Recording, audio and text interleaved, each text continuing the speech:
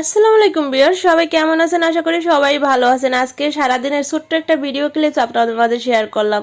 এটা হচ্ছে মিরপুর 2 মানে শিশু হাসপাতালের অপর সাইডে।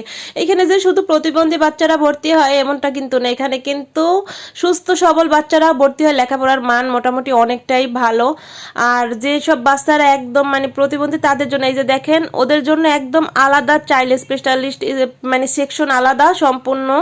আর একটু সুস্থ বাচ্চাদের জন্য সেকশন আলাদা। এই যে আমারটা কিন্তু এমনিতে সম্পূর্ণই সুস্থ, কিন্তু কথা খুবই কম বলে, যার বিধায় এখানে গেলাম। যার একটু হাইপার মানে মাথা প্রচন্ড মানে এক জায়গায় স্থিরভাবে বসে না, অস্থির। ওর বয়স তো 6 বছর চলে। দয়া করে কেউ বাজে কোনো কমেন্ট করবেন না। কিন্তু এইখানে সুস্থ বাচ্চাদের একদম সম্পূর্ণ সুস্থ বাচ্চাদের জন্য ভর্তি একদম ফ্রি, মানে কোনো টাকা পয়সা লাগে না। 100 টাকা মনে হয় মাসিক বেতন, 8 পর্যন্ত, প্রিপ্লে থেকে 8 পর্যন্ত। আর যারা একদম একটু দুর্বল বাচ্চা ওদের জন্য বেশ ভালোই লাগে। আমার ছেলেকে ভর্তি করাতে এখন 20,000 টাকা লাগবো, আর বেতন প্রত্যেক মাসে 2,000 টাকা। আমাদের বাসা থেকে এখানে আপ ডাউন খরচও আছে প্রায় 200 টাকার কাছাকাছি। এই যাই হোক, এখন কিছু করার নাই।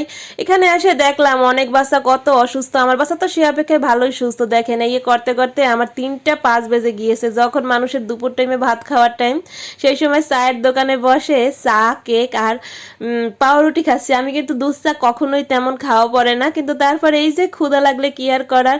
কিন্তু তৌহিদ ফাউন্ডেশনে গেছিলাম ওর কিছু থেরাপির জন্য, কিন্তু ওখানে গিয়ে দেখলাম ওই যারা প্যারালাইসিসের রুগী বা মানে মাজা কোমর হাঁটুতে ব্যথা তাদের জন্য ঠিক আছে, ওর জন্য এটা ঠিক নেই। সবাই আমার বাবাটার জন্য দোয়া করবেন, আল্লাহ জানে ওকে খুব তাড়াতাড়ি সুস্থ বানিয়ে দেয়।